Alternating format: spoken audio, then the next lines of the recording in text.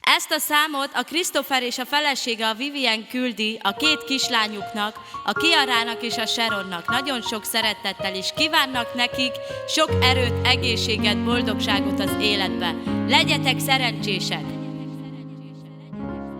Két édes kicsi szem, s egy édes kicsi száj, s egy édes kicsi szív, megdobban kalapál.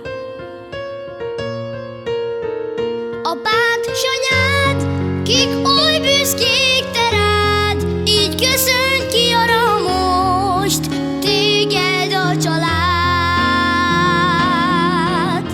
Az életünk Kiara, te vagy, gond, büszkeség, könny és remény, amíg csak élsz, vigyázzunk rád, élj boldogan!